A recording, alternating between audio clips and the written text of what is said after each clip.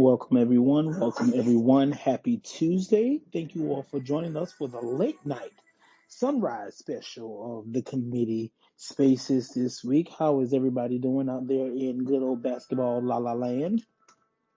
Blessed. Come on, bless. Come on, bless. Are you blessed in the city and blessed in the field? And blessed when I come and when I go. I know that's right. Amen. Y'all better. Amen.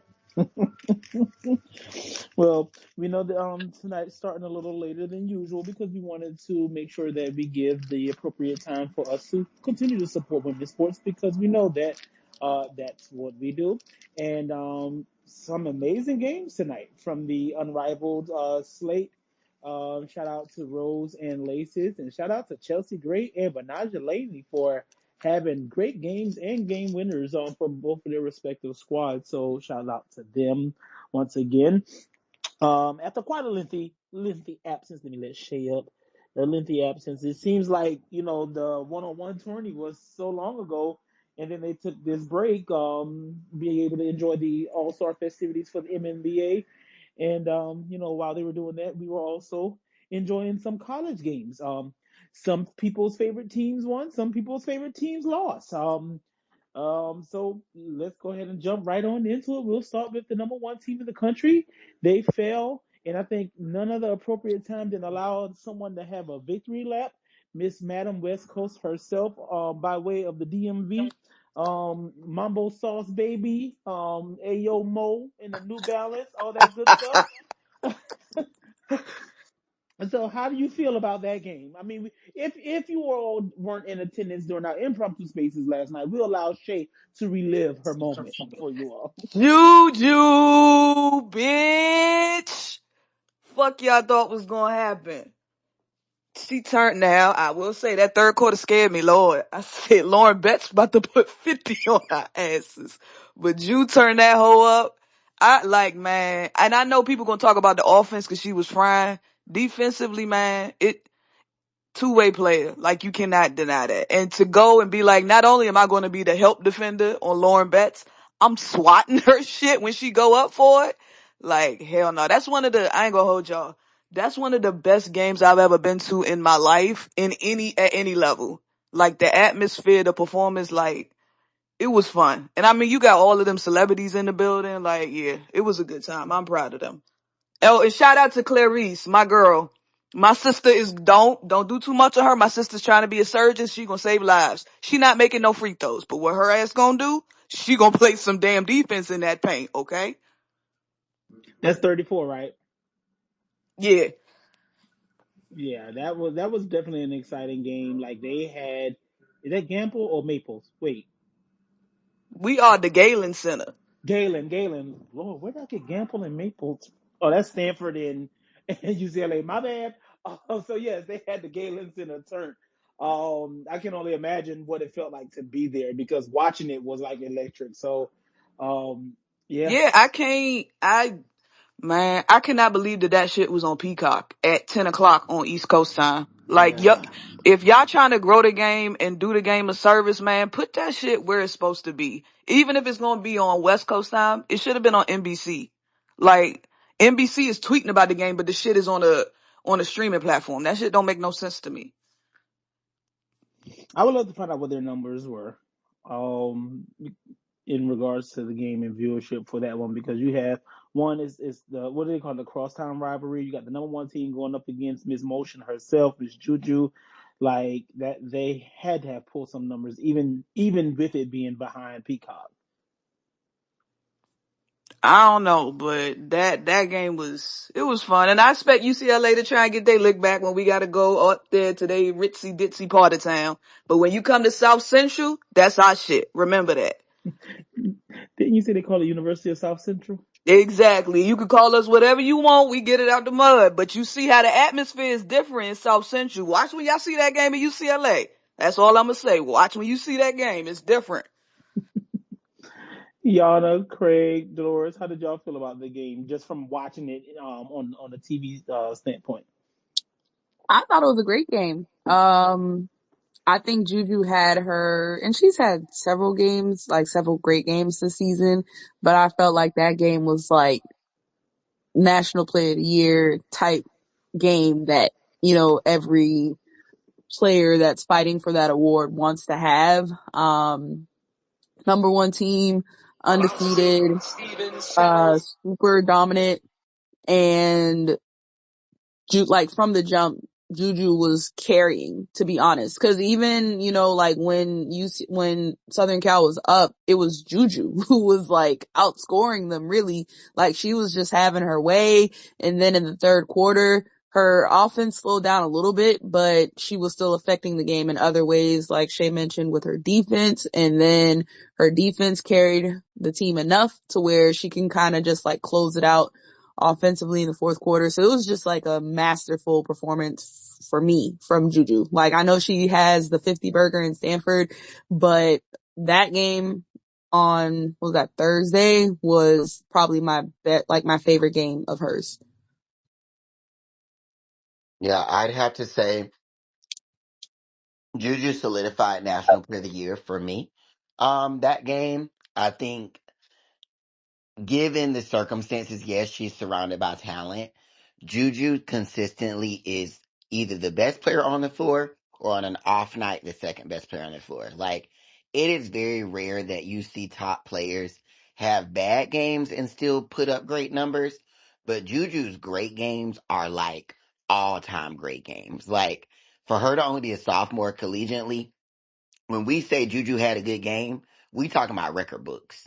And that is kind of like unheard of. And that's why to me, Juju is the definition of generational because she is doing shit that don't be getting done in generations. Like, and not just to kind of harp on Juju because, to Shay's point, Clarissa, the freshman, Kennedy, like her defense, um, was a game changer. Like she really did. Like you need players on the team that take the other team's best guards out of the game, and that's what Kennedy does.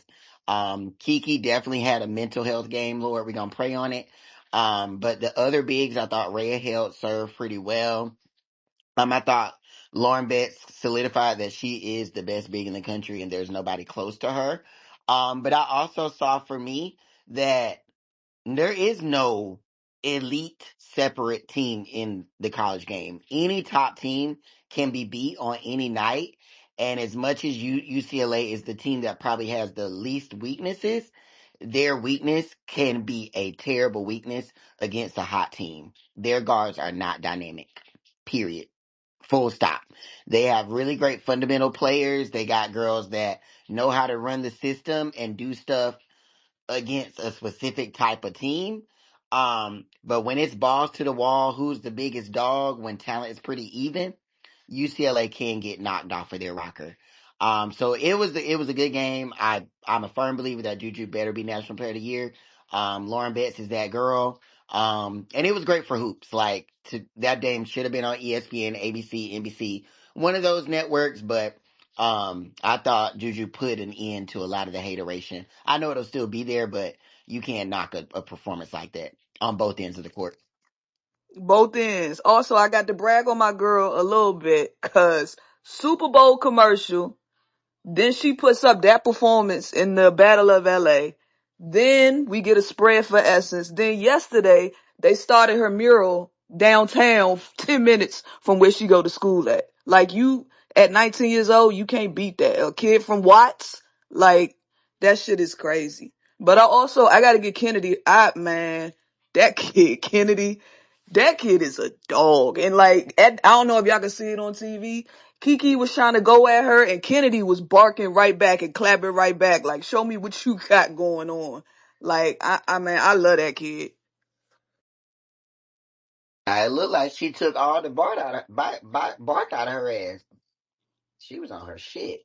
I did laugh when Janai hit that crazy turnaround fade and was blowing kisses to the fans. Like, sister, you new here. You new to the West. Hold on. Oh, pump your brakes, sister. You new out here. This is not it. Appreciate you for joining the party, but this Juju town, sister. Sorry. But no, I agree with Dolores. I think the weakness that Juju exposes with them every year, because we beat them twice last year too, is that they struggle guarding the perimeter. They don't have elite athletes to guard out there. And like if you can get downhill on them, and I mean what you call it wasn't just us. Michigan State played them pretty well What was that? Last night? 2 nights ago? So there's no team that's like without flaw.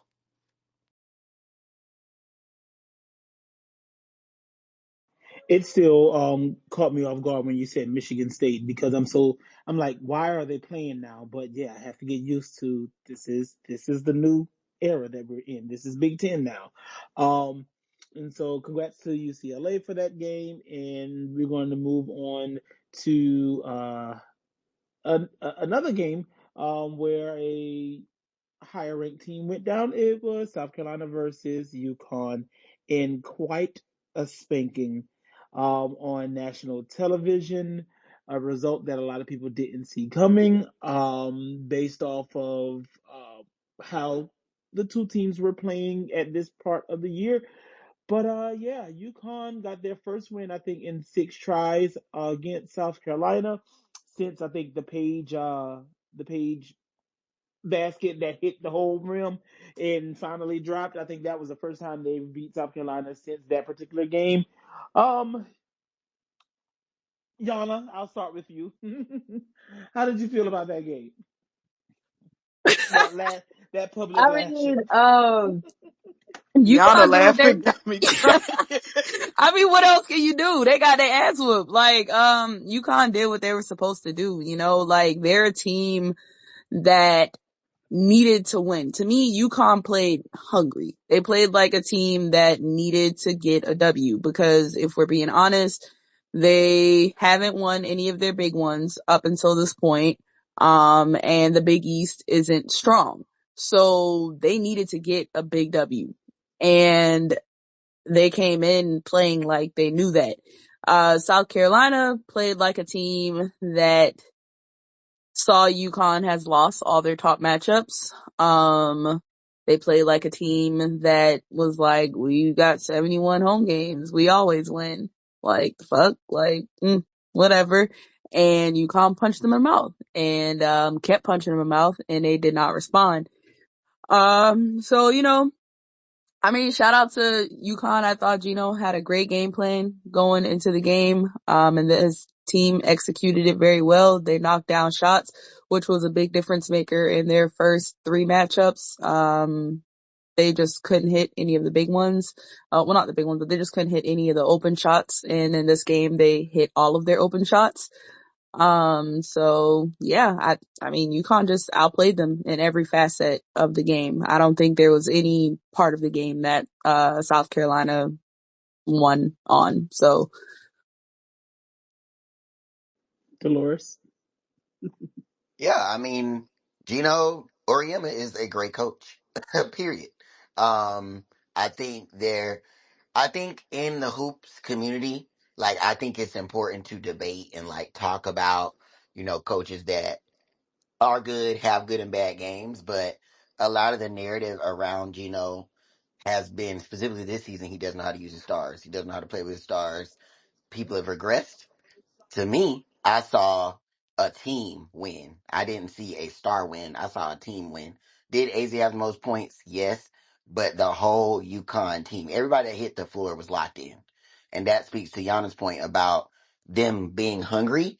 Um, I haven't seen a UConn team look hungry like the Hunters in a very long time.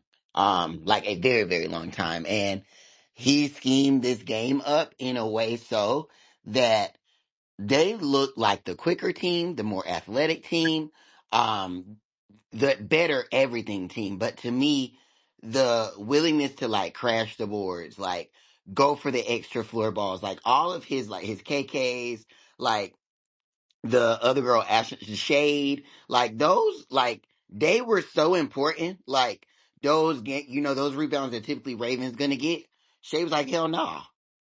Those possessions where Powell or Tessa had the ball, KK was up under their shit and took it away from them. Like those things to me were like the things that I saw at the game, and I was like, oh my god, like they are not getting their foot off our neck. And I thought we got punked. Like I don't even think they overlooked it so much as that they got punked. Like you went into the game, you played okay, and then you kind of said, fuck you mean, I'm about to beat your ass. And they beat their ass. Um, So yeah, I thought Gino coached a hell of a game. The UConn team as a whole played great. I thought AZ and Sarah were definitely the like star players, but it felt like a team effort. Outside of Malaysia and my good sis Breezy, I thought the rest of the South Carolina team looked like children, looked scared. So it was a surreal experience because I haven't seen us lose like that since 2019. Yeah, 2019. Um, and hopefully I don't have to see it again. But if I do, I'm gonna know why. Okay. And I think something we've all talked about and we stress the importance of scheduling. I know there are different views when it comes to scheduling. You know, for some who are in more difficult conferences compared to those that are a lighter weight conference. But even with losing this game and having three losses already, the updated bracketology came out and South Carolina is still firmly in hold of a top seed, a number one seed in the NCAA tournament. Obviously, that can always change depending on what happens through the rest of the season and the SEC tournament. But I know, as we've all stressed previously, you know that net ranking is important, or that non-conference scheduling is important when you have bigger dreams in the postseason. Can I? So But can go I ahead. say like that again? I think that's why it's so important to know the history of the game. Hmm. Undefeated seasons, we hadn't seen one since UConn Yep. back in the Hmm. Stewie days, and then South Carolina did it out of nowhere. So, like, even the idea that a team having 2 to 3 losses in the season is a bad season is kind of crazy because an undefeated season is the more astronomical thing. Like, but people treat hoops like, oh, there's going to be two undefeated teams. It's like, well, there's only going to be one champion, so somebody's going to lose. And so when I look at South Carolina, you lose to UCLA, you lose to Texas, and you get your ass beat by UConn. Great losses, in my opinion, outside of maybe UConn if you want to, really try to get into the nitty gritty. Look at UCLA, lost to USC. You look at USC, lost to Notre Dame, lost to, who else I missed? Notre Dame, Iowa. You look at, Notre Dame, lost to Utah, lost to TCU. All the top teams have lost games, but I, I, even as a South Carolina fan, just like logically, everybody's lost some games. Like everybody has, Yeah. and South Carolina's losses are a lot better than others. So even the idea that like, oh, how are they still in one seed with 3 losses? Well, their resume. Go ahead, Shay. To me, like and I was having this conversation previously, like I wish we operated more like the men do in that, like, they get upset, they rush the floor, but then it's like, oh, okay, it's an upset, it was fun, like, what did we learn? You know what I'm saying? The women's side is so like uptight and panties in a bunch when somebody lose a game. Like, damn, like, nah, like, was it embarrassing? Sure, but like, damn, y'all take it. Like, y'all, people talking about we need to have a conversation about Dawn. What is the conversation, bitch? What are we talking about? She just went undefeated last year. Like, she's in the middle of a dynasty. You don't win them all. Sorry. Shit. Like, this shit it's mind blowing to me. One thing I will say though, South Carolina fans, y'all gonna have to cover your ears. I'm sorry. But y'all homie, Bakari, was flying real close to the sun when the season Oh, started. He he was, was. he was atting our team, atting Coach Gottlieb. Oh my What is you God. tweeting Coach Gottlieb for? And saying, oh, y'all duck and smoke, y'all this, that, and the third. See, what? Sometimes you just gotta concentrate on what you got in front of you and eat your food, okay? It's every team. Nobody is a dominant team this year, and that's okay. We want parity, but come on now, let's relax.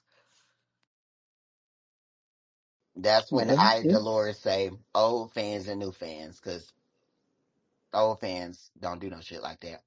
This is all I'm gonna say.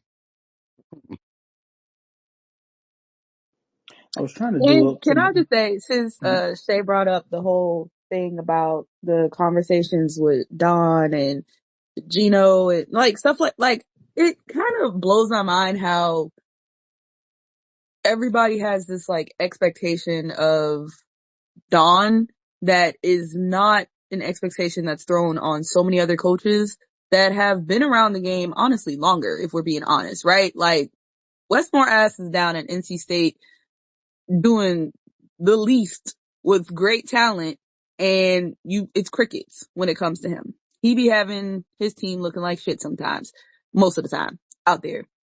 And I seen a post this last after the game, where a guy was like, we gotta start having conversations about Don. South Carolina lost, 3 games, I think, in 4 years coming into the season.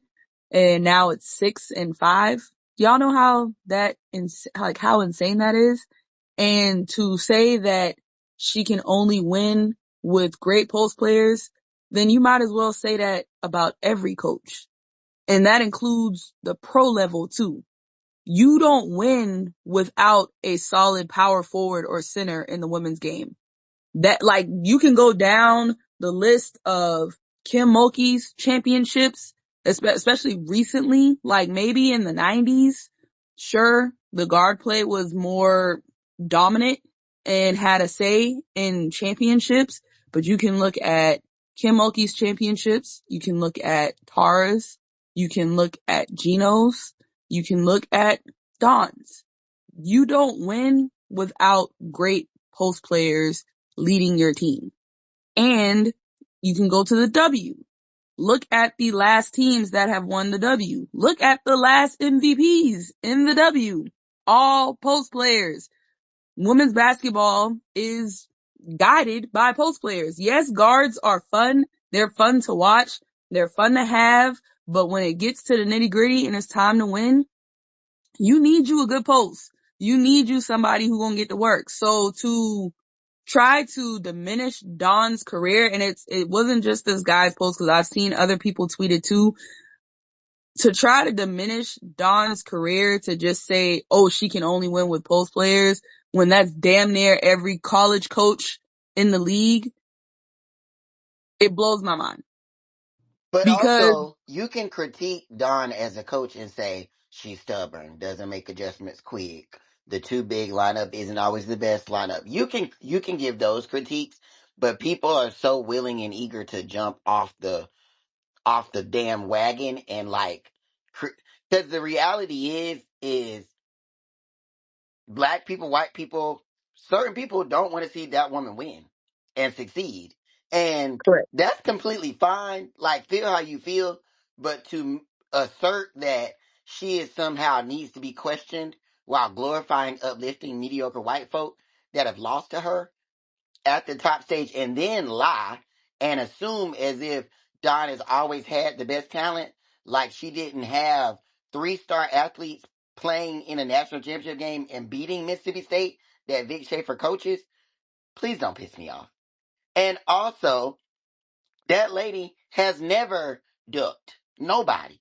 Dawn ain't you can never accuse that lady of scheduling South Carolina Junior College in the non-con just so that the SEC wouldn't, we're gonna lose them in the SEC. She didn't. She played Pat, lost to Pat. She played every legend. Like when Don first got to the SEC, about what's that man? Andy Landers, Pat, all the damn good Southeastern legends. The man Gary Blair, all of them was in the conference, Matthew and she Mitchell. played them.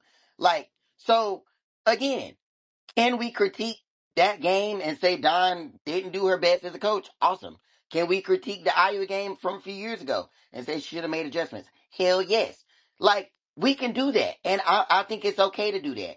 It's just that stands think, South Carolina and any other stand, think that if you say anything that is not kiss your ass about anything, that it's a issue. And it's like, there's a difference between being the dumbass man that says she needs to be talked about while Vic is a great coach and being a bitch is like, let's be logical.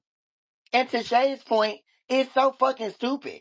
Like, people gonna win, lose, Trump is still the president, most of us still is low middle class, or in poverty, we still gotta go to our jobs on the next day. The student athletes most time don't give a fuck anymore because they're gonna go do them TikTok hits and sell their NIL shit. Like, please get a fucking grip. Yeah. And one more thing is, if you I don't want to hear people trying to criticize coaching and say coaches need to be fired. If you can't tell me what scheme your team is running, if you can't tell me how you're defending a ball screen, are you icing it? Are y'all blitzing? Are you in drop? If you can't tell me what y'all are running on offense, are we running motion? Are we going 5 out? I don't want to hear you telling me, well, we need to have a conversation about this coach. What conversation? You don't know what the hell to say. This is true. What And you always say, if you I can't like, tell me what to do, you and like can't tell Shay me what to said do. earlier, parity is here. Like, we can't sit here and beg for parity and then be upset when people got 4 to 5 losses. That it happens. It happens. If everybody's getting better and we sit and we cry and we beg for teams to play better games during the non-conference, which I still want, people are going to take L's. You're going to take L's if you play the tougher teams. You're going to get some good wins too. Nobody's going to walk away unscathed. That it's parity. Parity is here, and we can't sit and cry about terrible non-conference schedules or too many the same team being dominated. Cause I remember the UConn years and remembering and being like, damn, I can't wait until other teams are up there and it's not just UConn every year. And we're here. We're at a place where we're literally in a season when we don't know who's going to win the national championship. There is no favorite in my eyes because, like Dolores said, everybody got a weakness. Everybody can be beat. Shit, the Final Four we gonna fuck around. The Final Four gonna be, it's gonna be Harmony Turner and them, and goddamn, Norfolk State, and shit. We This don't one, know who gonna be at that this one joint. of them years where them people gonna have to pay inordinate prices for them damn Final Four tickets because teams that typically gonna buy them shits early gonna be reselling them hoes because they fingers getting sent home. Woo. And that go for everybody. Shit, nobody Everybody, seems ain't safe. nobody safe. I sure hope everybody ain't making deposits for them hotel rooms. Go ahead and Yeah, cancel make sure you do the pay later option. them. All right. Elsewhere in the SEC, because there are some things also when people say you need to know what you're talking about before you start talking. Because I'm just still trying to figure out how exactly can a team be third and second at the same time. Ooh,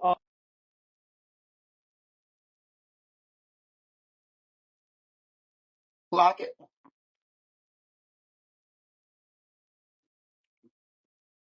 Be you there? I thought it was just me. I was I like, know. I was can I about to not say, hear? Lord. I'm glitching. See, Who second and third at the he was same about to go time? to What I his missed? see. He was about to do his soliloquy, and the lawyer caught his ass right in the middle. Y'all, excuse me. He is not in Vegas. He is in Greenville, North Carolina, and I bet the Wi-Fi is beeping on and off. He in the country. Yes, child, real bad. Hold on. I had to. Can y'all hear me? Yes, welcome Yeah. back. Okay. Sorry. Oof, Jesus, this is just Leave your mic ghetto on. out here. Uh-oh. I think I went away again. No, you here, Nah, you back. Help. Brandon? What about now? Yes. Okay. I'm sorry, this is a lot. So yes, where was I? We Second and went to third place. Oh, there was a comment going around saying that South Carolina is now third place in the conference, but second in the SEC or something like that. It was just real dumb. Like, yeah, people who don't know what they're talking about. But since we want to talk about Texas, we do know that now there is a tie for first.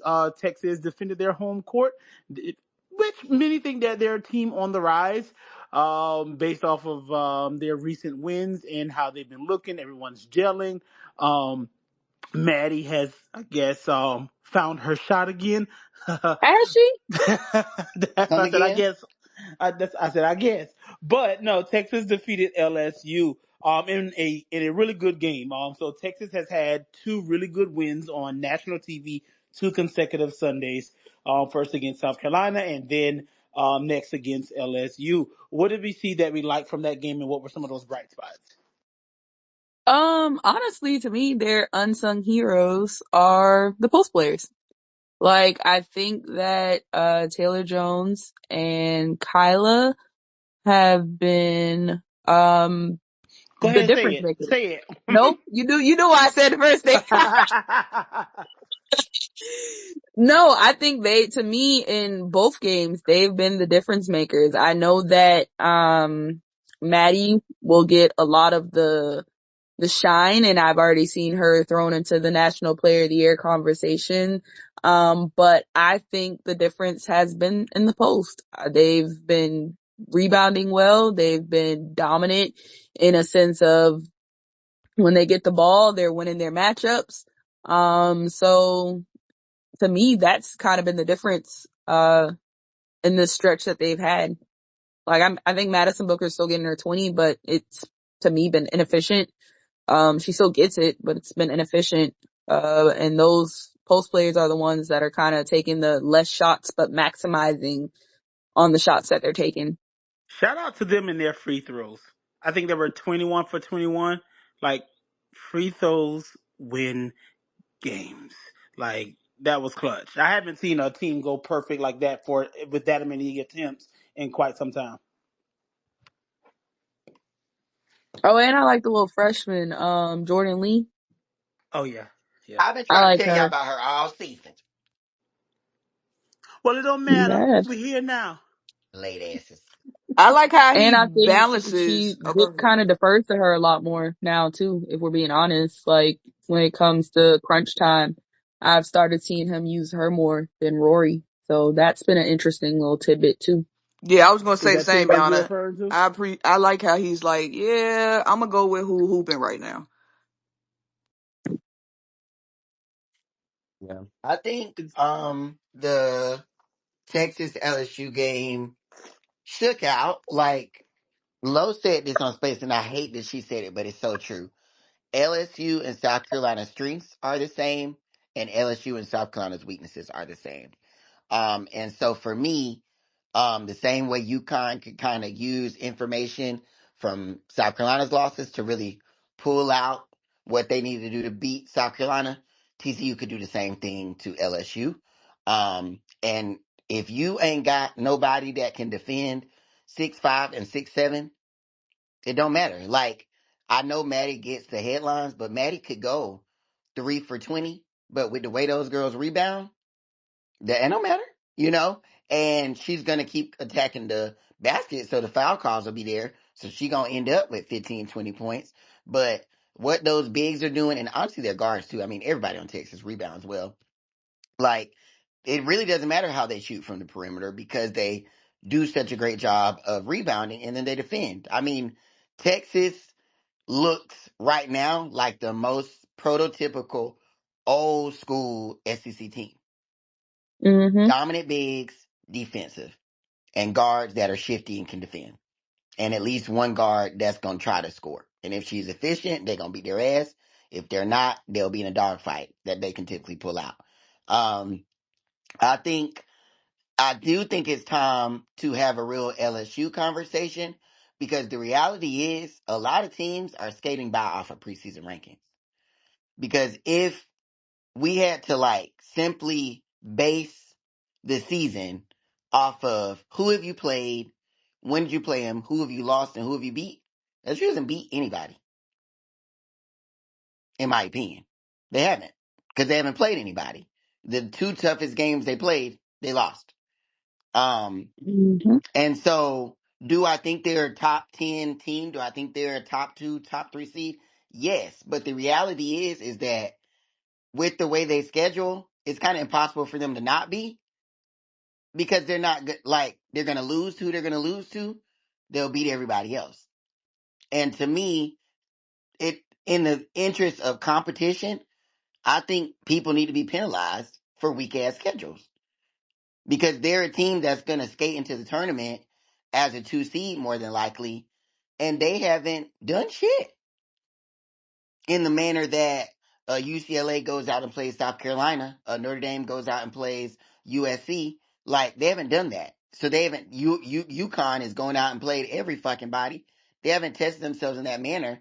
So yes, it's easier to scout for your SEC opponents because the style of play is the same. You know who you getting. The only teams that were anomalies was Texas and Oklahoma. And Vic is SEC Royals. You like, niggas know who that is. So in my opinion, as much as we like the SEC is so tough, it's not though. Like everybody knows each other. The scout is the scout. Just execute. So that's my little issue. Is like even with Vic getting on the post game being like, well, we deserve to be a one because baby, you ain't played nobody till conference play. You almost got packed up by West Virginia. So don't be trying to rewrite history, sir. So in the case for that, because currently I think from seeding, if I remember correctly, it was Stanford. I mean, it was UCLA. South Carolina was still second, number one, and who was 3 and 4? It No, was Texas, then Notre Dame, but I thought Notre Dame kind of got hold on that, to be honest. I mean, they'll move up now, but even you kind of get an idea of where the committee's head is when you see these, like, reveals. And coming into that Sunday, I didn't think Notre Dame should be behind Texas, regardless of them beating South Carolina. I didn't think they should have been behind Texas because they also got their ass beat by South Carolina, which I feel like people keep forgetting. Like, I just don't understand why everybody keep forgetting that Texas lost by 17 of them. And did Notre But Dame beat whatever. Texas this year too? yes, at Notre Dame, yes. Yes. And which was also the head to head. Like, I was just like, so head to head don't matter? Like, what are we doing here? So I thought not Texas, I thought Notre Dame kind of got hold in that first reveal. Yeah. So the Battle of LA has to happen again. Mm-hmm. hmm If they win this, do they move to a number one seed? USC, Who? Yes, bonafide. So I USC. would, yeah. Absolutely, yeah. I think it's If they, like, especially if they went out in the Big Ten and then they beat UCLA again, personally, if I'm being honest, UCLA would drop to 2 seed.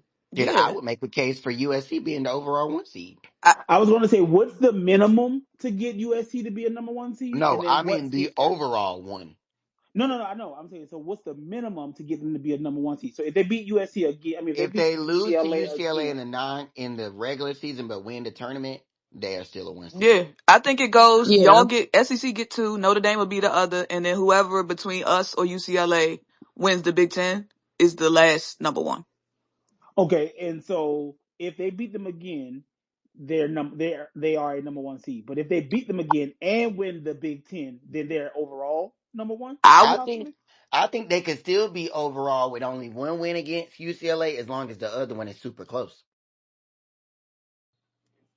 Okay, I ain't gonna give us they that, Lord. My jumped. nerves bad. They One jumped day at a South time. We got Michigan Carolina. State tomorrow.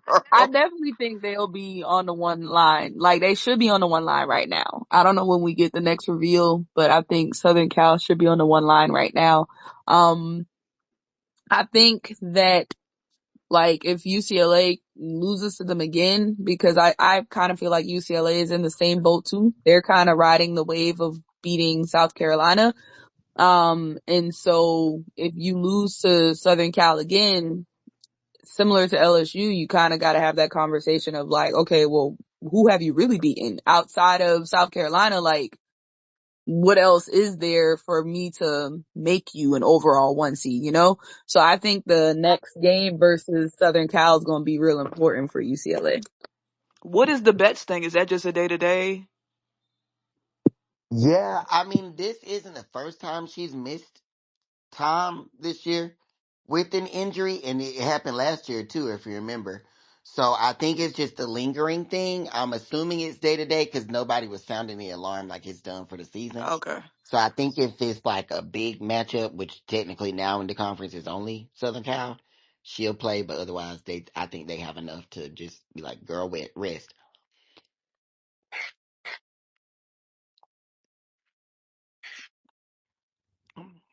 Mr. Greenville, Hello, I gotta switch phones. Hello. weird sister. So I'm Is typing. you on a rotary phone? Like, is you cool? Okay, y'all can hear me. Okay, good. All right. So another good game.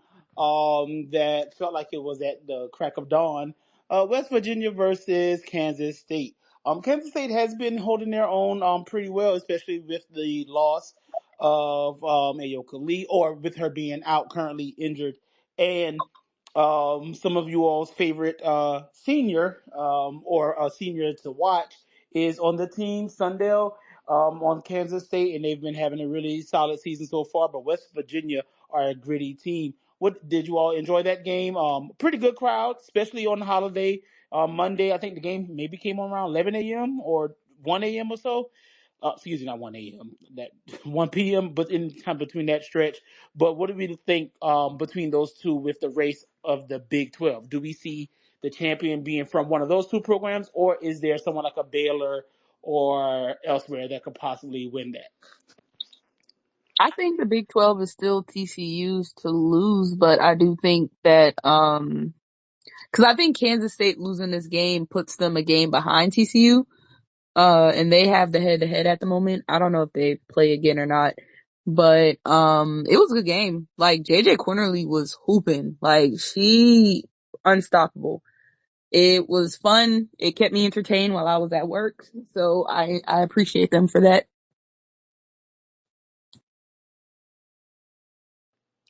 I'm sorry. Yeah, I really, really, really, really, really enjoyed that game. I'm not always a fan of sometimes the way Big 12 teams play, but West Virginia to me is like the most reminiscent of like a really scrappy, like it was kind of little Michigan State meets SEC coded. They have a really good balance of post, but of course they're not like dominant post. But they've got really electric guards. And I know JJ gets the headlines because she really is a dog, but I think her name is Harrison. There was a play during the game where she caught the ball on a fast break, and I'm telling you, no lie, she turned on the Jets and beat the whole damn, like, two Kansas State girls was in front of her.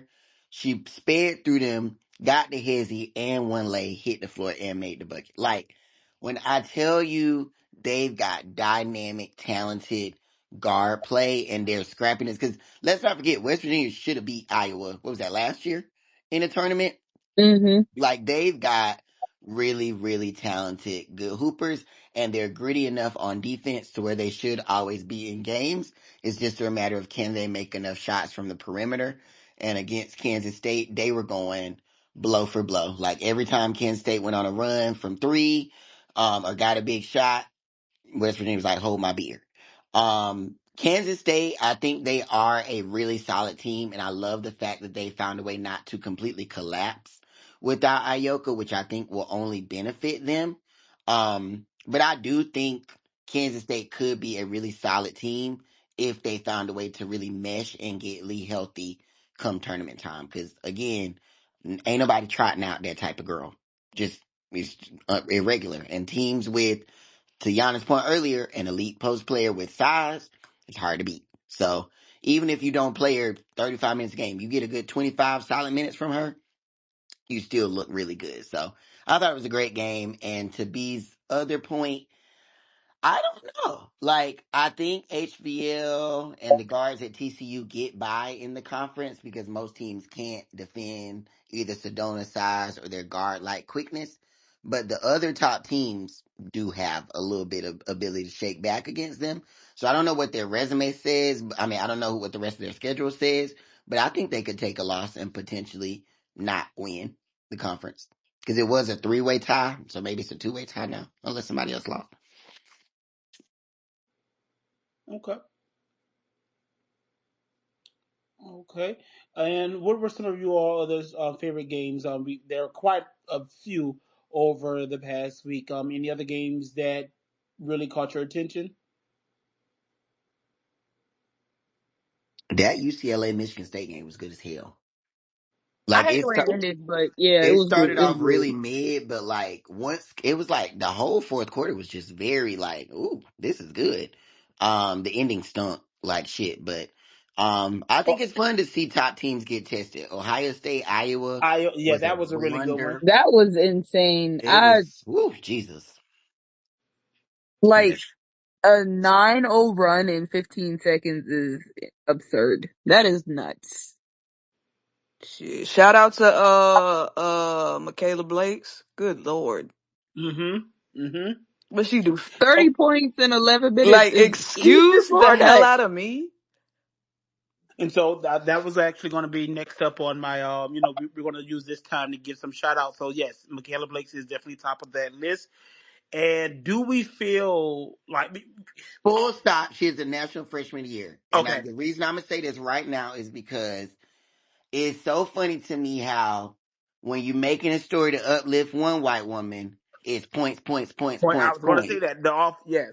Mm-hmm. But then when it's your fave, it's like, oh, but the full body, like points, rebounds, and assists, and like look at their full game and their impact. Well, what's good for the motherfucking goose is good for the motherfucking gander. And Michaela Breaks, full stop, is the best and probably could be SC Player of the Year. And given how good the conference is, what she's doing is astronomical.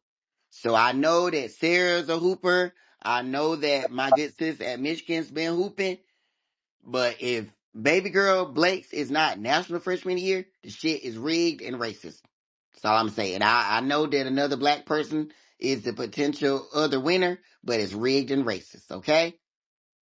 Don't play with her name like that. Yeah, Two she's 50 she's my burgers in freshman a of the year. season? And I know, and I don't know why it would, but I know wins and losses for some reason have made their way into the conversation. But I think when it comes to freshman of the year, both Sarah Strong and Michaela Blakes are impacting their teams. That's undeniable. But I do think we can't include wins and losses because Sarah is playing with All Americans. And not saying she takes games off, but she has had some bad games and they've still won. In spite of her having a bad game because they have the talent to do that. Vanderbilt, 7 points against Providence, if I'm correct. Vanderbilt can't, she has to be on every game. They can't afford a bad game from Michaela Blakes. And she's stepped up to the call every game. And she's to me, I just don't know how you don't give her National Freshman of the I Year. also I don't. also think that argument is stupid too about wins and losses because it's not like they 2-20. They're aren't they almost at 20 wins on the season? Yes, yes. Like, let's be a little serious, please. In the SEC, by the And way, a powerful you conference. you can't even, because I know like precedence is the Paige and Caitlin year a long time ago. And full stop, Caitlin had better numbers, but UConn was a better team, better resume, and then they tried to throw the head-to-head matchup at them in the tournament. It's like, ooh, we look what we picked the right answer. But at the end of the day, Blake's has done this against Texas's of the world. She's done it against like top teams. Like in the Texas Vandy game, I think Vandy was down 15 or something at halftime. Blake's almost single-handedly brought them back in the game.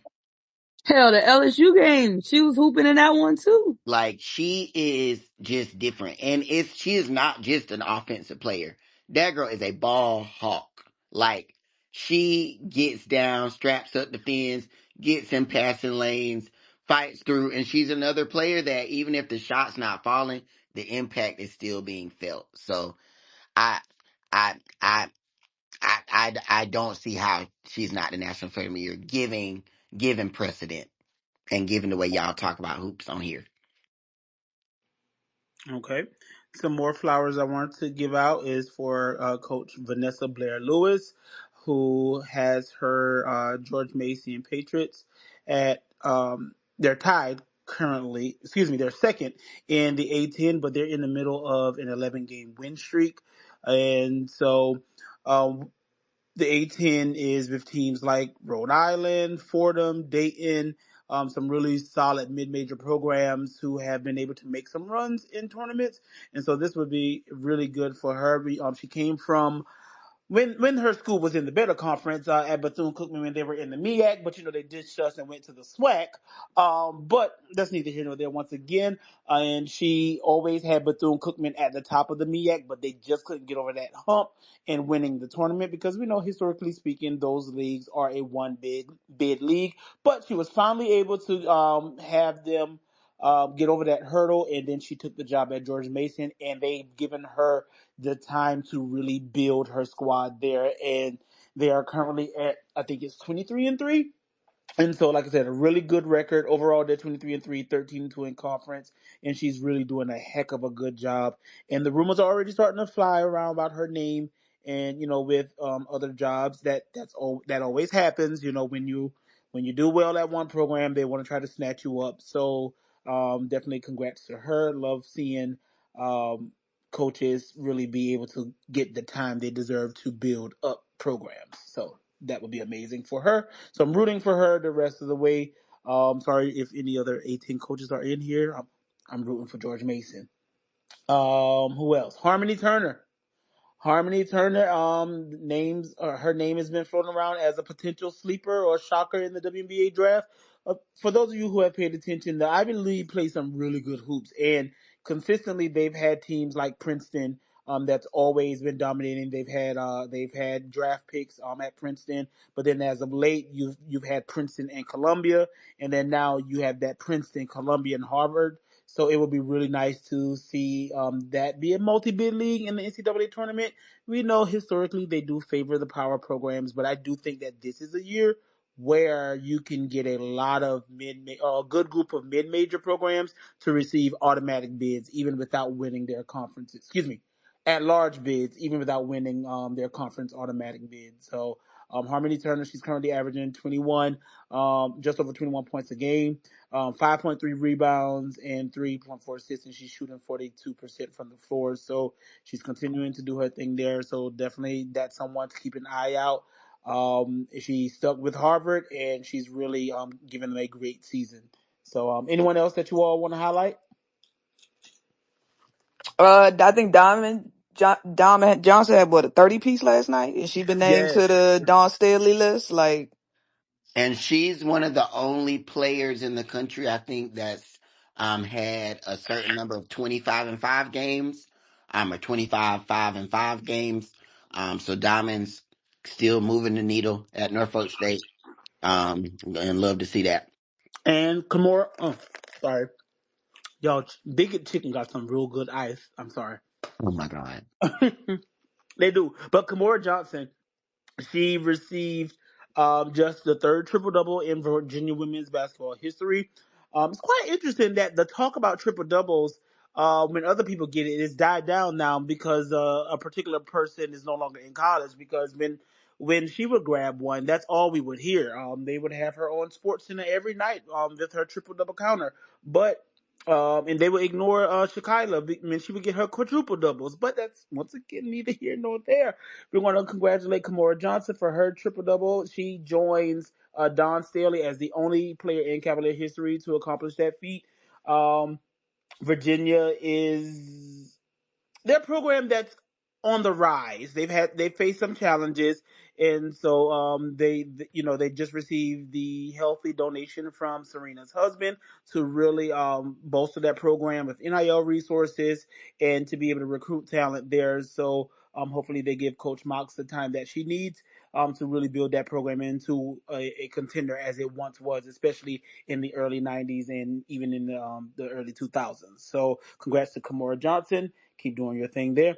Um, Anyone else before we get on over to some denial news? No, because I'm ready to get into it because y'all got me fucked up and the WNBA fucked up.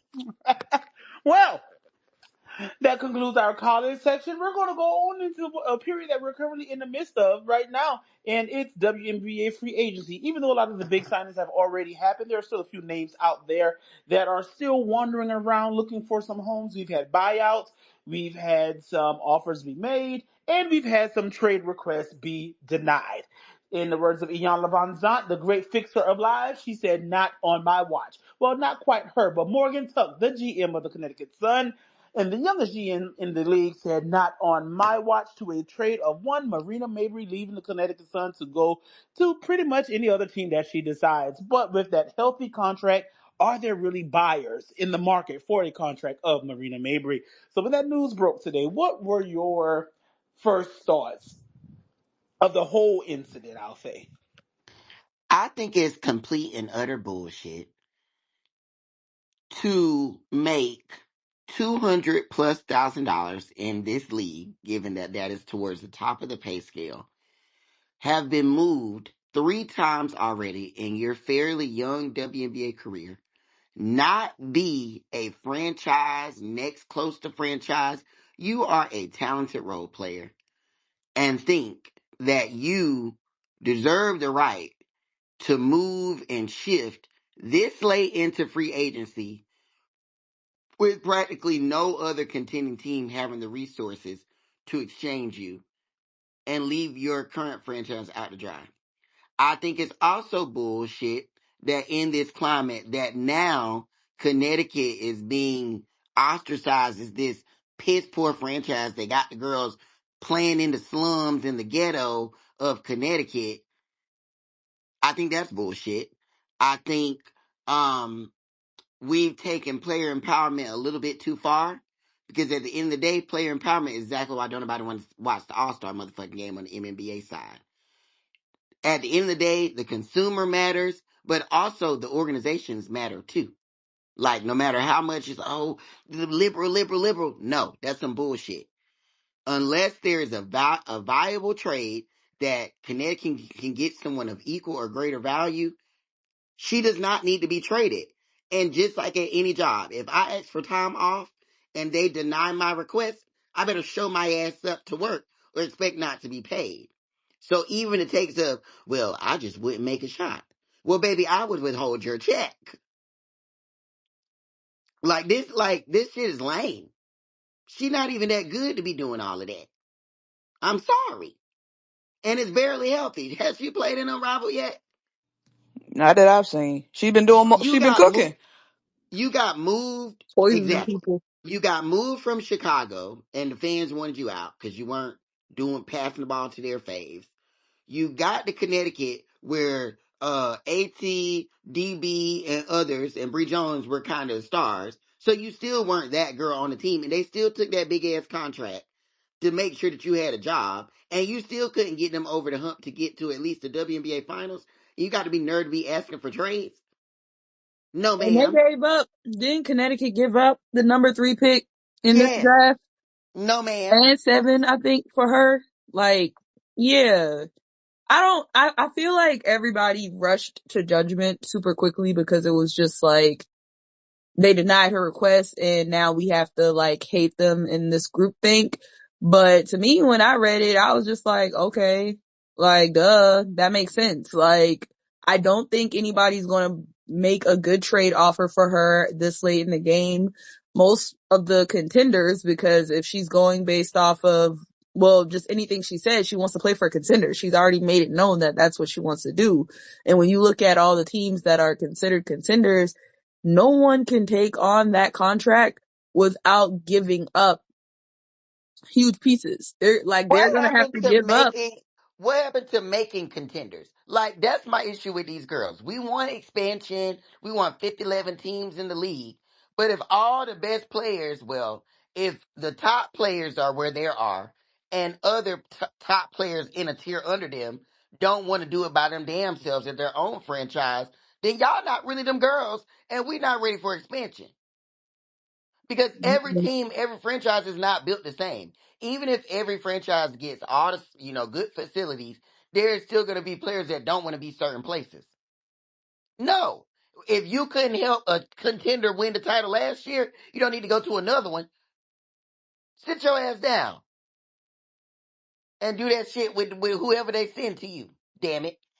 Yeah, I was honestly, after reading that article, I dead ass was just like, okay, yeah, I'm not trading her ass either. Now let's get to the people who been threatening and upset Yeah. at Morgan. Like that's the piece that I was more interested in. Like I was like, what do you mean people been threatening and the way they've been talking to her? I want more details on that because like who the fuck you playing with? Like what GMs and agents been threatening and the way they talk to her and why do they feel like they can talk to her a certain way? We know why, but I want the nitty gritty on that. That's what I want to dive into. I can give a damn about Mabrey's situation because it's a business. Deal with it. Sorry. Yeah. I need. Yeah. That's the part that's worth exploring. So any of y'all that want to follow up on who has been talking to Morgan Tuck like they done lost their damn mind over some basketball, we'd love to hear I that got an report. idea. Because we got some guesses, but I'd love to hear the report. I think the other thing that was interesting, did y'all see the statement from the agent? The Crenshaw dude. A criminal, a The damn man criminal. Yes. said, in this era of woman empowerment, like, boy, if you don't get the fuck out of here. I'm old enough for that to remember that man being on spaces with us, telling us he couldn't do nothing for nobody if they didn't already have motion for them damn selves. Mhm. So you need to shut your narrow ass up. But also, like, in women empowerment, what is not empowering about that? You are making damn near the max, and there's nobody but you on that team to shoot the damn ball. That's the most empowering situation you could be in. Shit.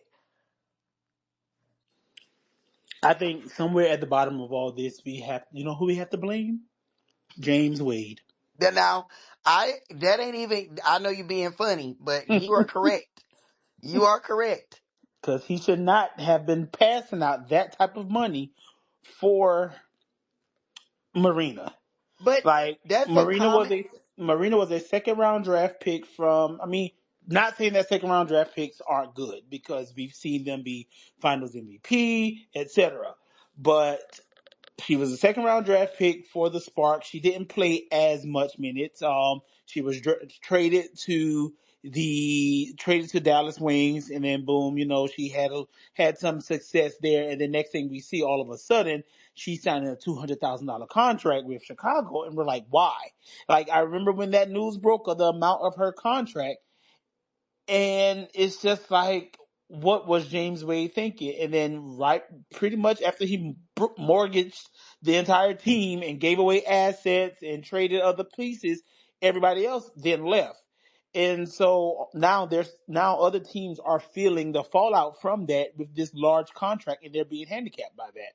So it's his fault. But this is the issue with the way that the W is run in terms of not having set precedent for player pay. Like, Mm-hmm. role players should not be making star player money, period. Now, is Marina a high level role player? Sure. But when we look at different players across the league, like Indiana was in a situation this year where they had to negotiate paying Katie Lou half of her salary because they was paying that girl damn near top player money. That is criminal. And that is an issue because Vegas is in a situation because that lady signed to keep KB for 2 years on a guaranteed contract. Incompetency. So as much as the league is growing and we want all this shit, incompetent ownership leads to incompetent teams and dumb shit. And for that damn agent man to get on here talking about it's some wimpy bullshit. I do think that's going to be very important going forward with this new CBA and new leadership for these teams to really hunker down on, like you said, having, like, I guess, parameters on who can actually get what when it comes to these contracts, and or just being firm in your decisions and say, nah, you're not her to get this. Just because you are eligible for it doesn't mean that you should receive it. I'm all for people getting their money. However, there have been some people that have got money that they just really quite haven't earned. But also, if you gonna get that money, show me why you deserve it. And That stay too. your ass here in Connecticut and put some boots on the motherfucking ground. Be the reason why people want to play with you. Be the Because reason to be why. honest, looking at the roster that they have, I'm not saying they're going to be contenders, but there's something there. I feel like Yeah, it's shaking up to be something there, especially if they got Tina. I think they have JC, they have Marina, they have Ono, and I Cloud. think, yeah, they got Cloud, who is a champion and all that good stuff, all defensive. She's a shooter.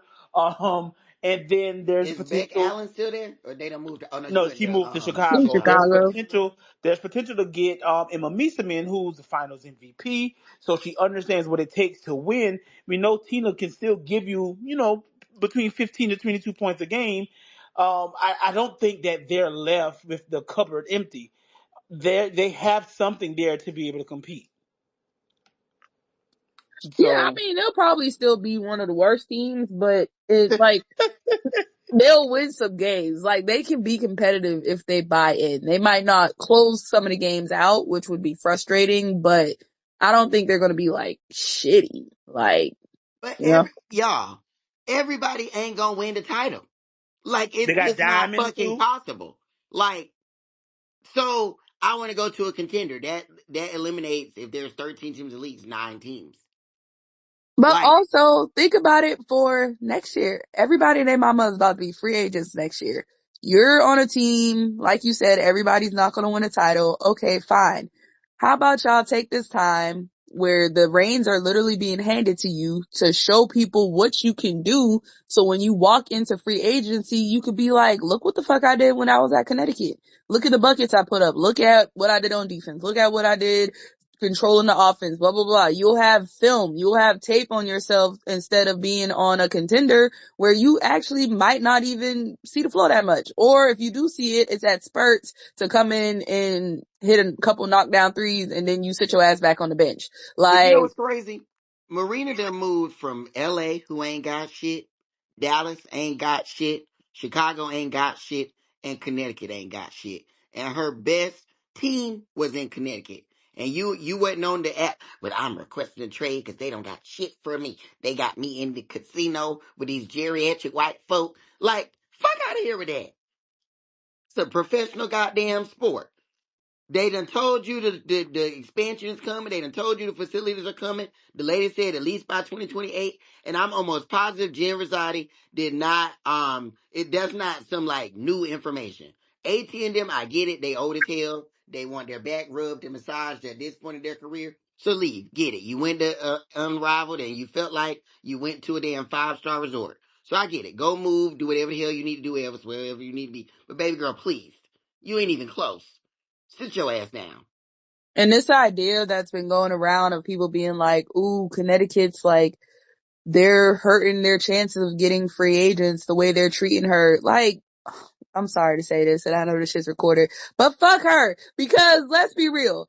If Connecticut, like, if you're basing Connecticut moves off of this one situation, and you don't look at how they've treated the players that have been with them and have been through the fight with them, Connecticut sent AT to a great situation. They Yep. signed her knowing that she wanted to be traded so that she can get the money that she wants to get, and they sent her to a great situation. Dejanay got sent to a great situation, and honestly getting overpaid, if we're being honest. I think Dejanay making like $200K. Like, Ridiculous. Dejanay is going to a great situation. They sent Ty to a great situation. So this idea that Connecticut is mean to the people that come to them because they won't let everybody go, they gotta have somebody on the damn team. They can't let everybody walk. Like, goddamn. It's it's so damn emotional. Like, that's my biggest issue with the W right now is like everything is so damn emotional, and then you try to turn it into like y'all don't know these people in real goddamn life. Like, she requested trade. Most people do.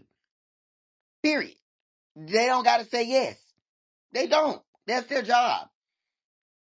Period. End this discussion. We don't gotta do no think pieces. We don't gotta write no op-ed. We don't gotta do none of that shit. Connecticut's a terrible franchise. They didn't let the white woman go. Well, she can make some goddamn macaroni and cheese in motherfucking Boston and figure it out. Damn it. Sick of it. Y'all didn't have all this energy when Kennedy couldn't get a damn job and still ain't got one. Damn it, since y'all care so much. Amen, amen. Any And other? lastly, free agency. Why the fuck are y'all still posting videos of Dana Evans? Cause I'm gonna tell you this right goddamn now, cause y'all done pissed me off. Let y'all faves look like shit this year. Let them do anything that's not crystal clean and crystal clear. I'm dragging it. In my A1s, ho.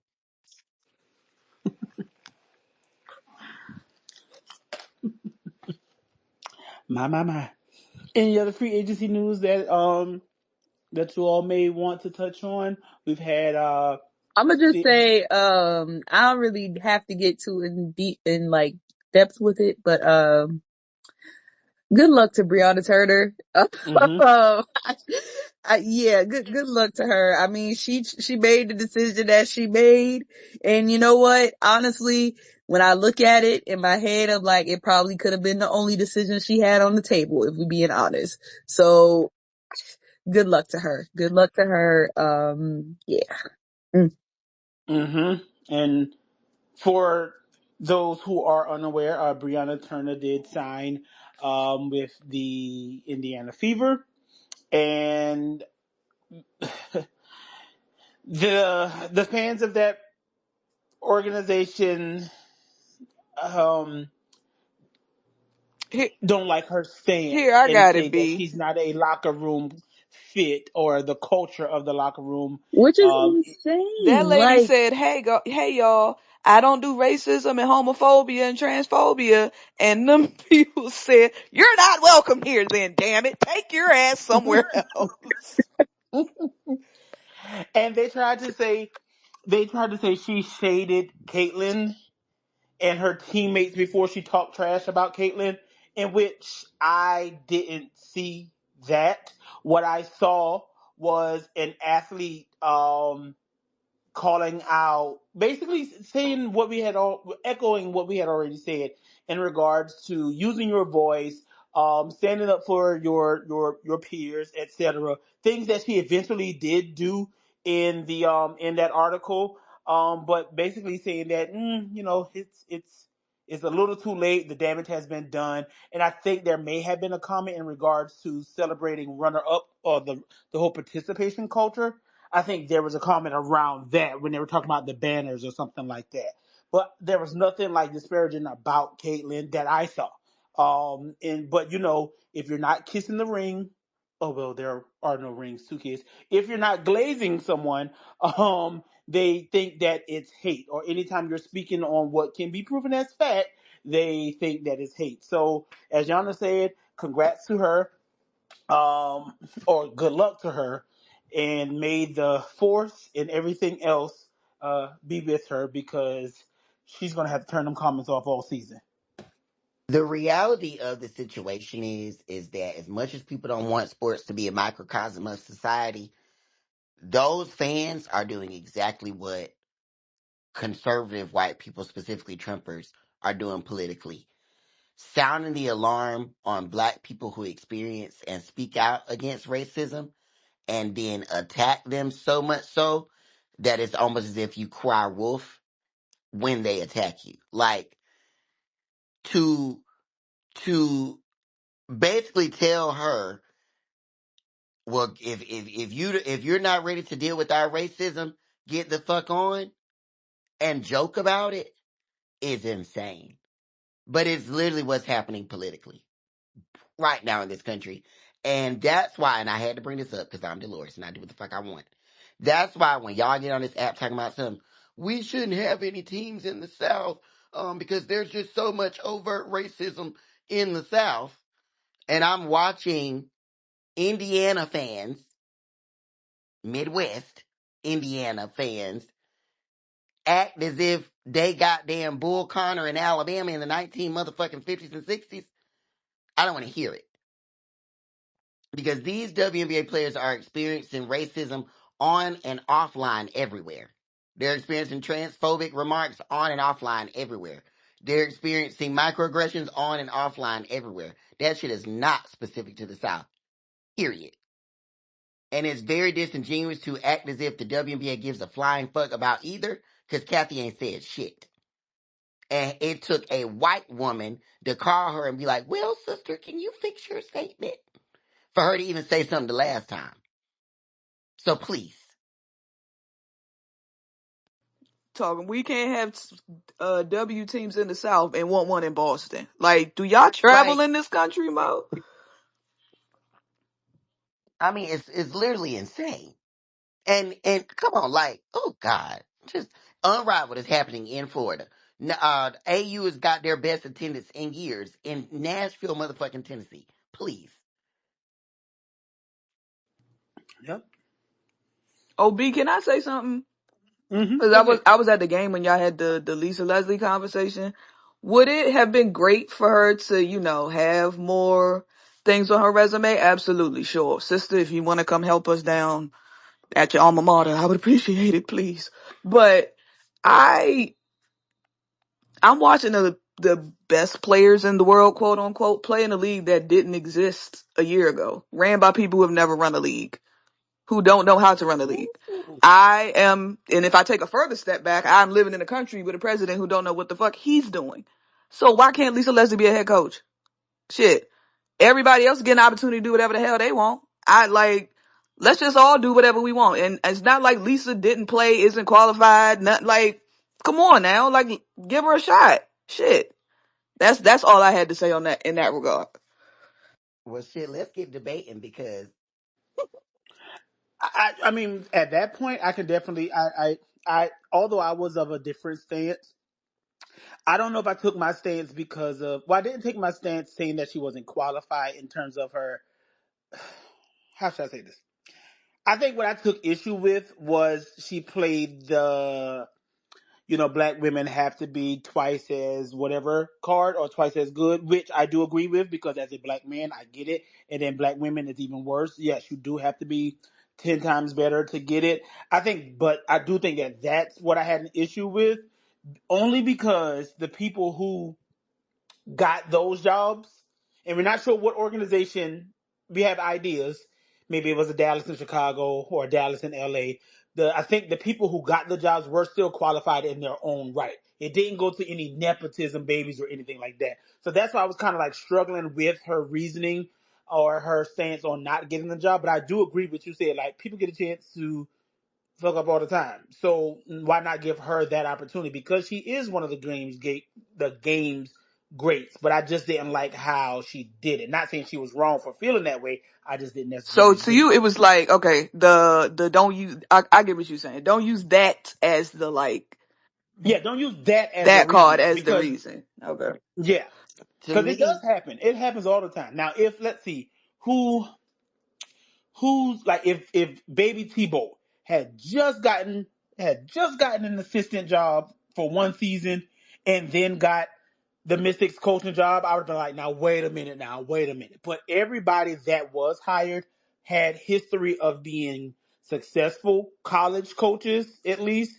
or pro international coaches, or they had been long term assistants. In the case of like Chris, he was a defensive he was a defensive coordinator for the Sun and the Sparks, and they Sun went to multiple finals. And in the Sparks, I think for his first year there, they were like one of the top in regards to defense. Not last year because they couldn't defend a stationary bike. But that's neither here nor there. Once again, I think that was just the wrong time to use her reasoning.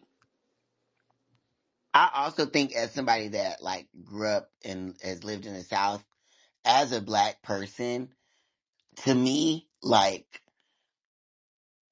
d- it wouldn't be fair if we lived in a society where black people had the same opportunities as white folks and got the same grace. Yes. But that's just not like I've never been raised that way and that mindset isn't something that really sticks with me because at the end of the day, like being better, having accomplishments does in some sense like, oh, that's appeasing the white people. Yes. But being qualified and like knowing that I am the best candidate for the job says a lot to me. And so with the Lisa thing, it's like, sure, should she have the opportunity? Sure. But if she gets the opportunity, she's not going to get a fair shot in terms of if she has a bad season. She'll get dogged, period. Like, won't get a 4 or 5 year grace period. Um, like, it's, I think by just giving the opportunity is good, but if you're not given the opportunity with resources and support and like intentional, um, buy-in to make sure that she does succeed, then there's no point in giving her the job. Like, do if she wants it, should she be able to get it? But sure, maybe. But then when she has doesn't go undefeated, or when she has a situation like Teaspoon where maybe the locker room turns and does she like we've just seen way too many stars or old players or whatnot get 2 seasons instead of 6. And then after those 2 seasons, we never hear about them again. And I would just rather that not be Lisa's case. And so I think by going out and having some experience, it gives you that extra little bit of like, assurance that when I do get my first opportunity, it'll be the right opportunity and I'll be able to stay there and stick there and be successful. Cause just taking any opportunity to me, like, doesn't, no, it's not really going to do anything. No, I So, hear that. I hear the support thing, and nobody wants a repeat of the spoon thing. So, Sister Lisa, if you hear me, please leave Miami. Come on to USC, Sister. Kiki needs you. you Please. need to work with Kiki tonight. Like, she could really do wonders with Kiki and Rhea. Like, if that's what she wants to do for real. Yep. But also, I'm not going to sit up here and act like that lady's not been on them damn podcasts. So I'll just say it there. Yeah, okay, yeah. I forgot, Mhm. yeah, okay. Whoo, sisters. All right, moving on, my bad. Move on to me. Didn't really watch. Yeah. So, all right. I saw a few hands raised. They aren't currently raised. Tonight we did start a little later than usual, but this isn't going to be a full show how we normally do. We covered the most of everything that I said. You said something, Dolores? No. Okay. We covered the most of everything. Just everyone get prepared for the final stretch. A lot of teams have around 5-ish games or so left in the season, and then we'll be starting conference play. The race to the national championship of 2025 is almost in full swing, and so it's going to be some exciting times. We know that conference tournaments are around the corner. Tyree, have your karaoke song ready because we're going to lay the smackdown on you B, again. Muffin just found a spot. Who? Muffin just found a spot for Saturday night. Perfect. Don't give it out on the I'm internet not. now. I'm not. But for those that'll be in Greenville, we'll be contacting you and contact us first to let us know you'll be there. But then we'll contact after that. So yes, because we know that the SEC is where it really goes down. Sorry to the Pac-12 and the Big Ten. The Nobody's Pac-12 doesn't exist anymore, I'm sister. about to say, well, nobody. yeah, sorry to them. Shit. But no, seriously, and shout out to all. I see some special people in here. Make sure hit me up when y'all tournament come to Vegas. You know who you are. Go ahead and put a heart up. You know who you are. I'm rooting for y'all in the whack. But yes, so excited for all of the. Well, I got to fly back home first. Talking about going to a Vegas tournament. Your ass scared to get on the damn plane, I've been sister. stuck on the East Coast for almost a month. But yeah. There's one question. We're gonna let you up here. What's up, Jonathan? Oh, brother.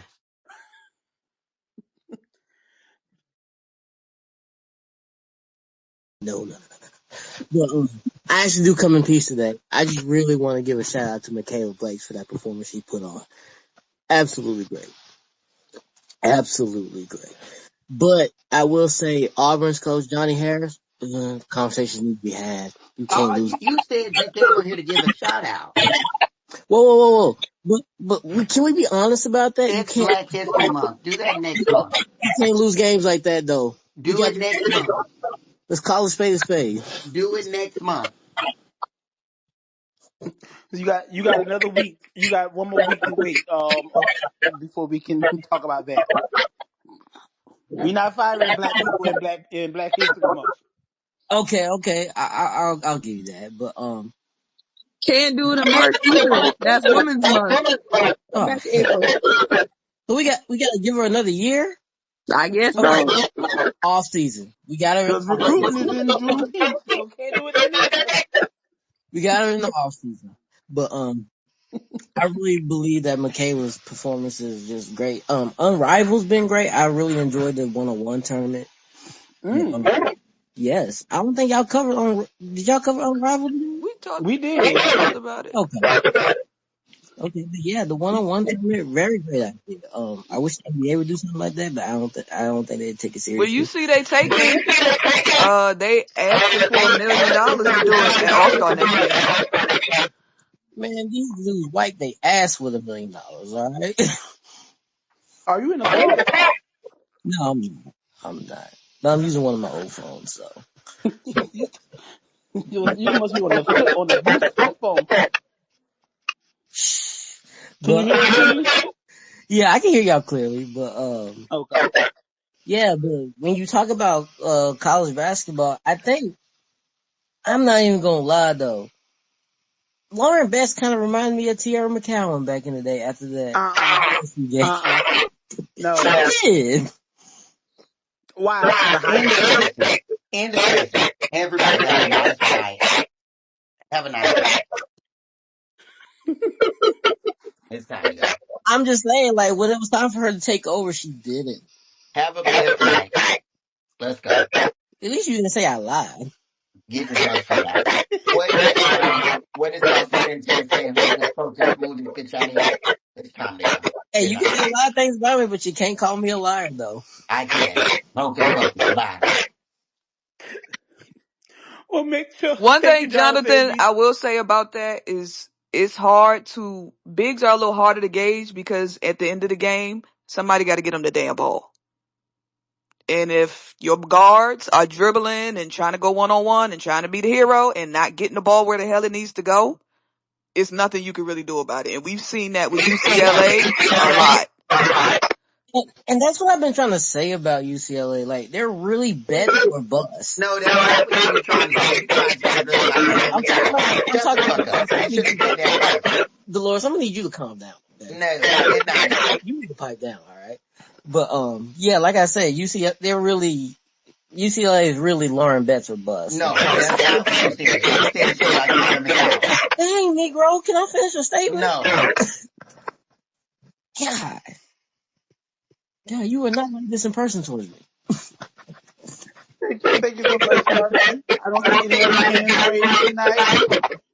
So make sure you all, we might do a wind down a little bit this week. I'm not sure.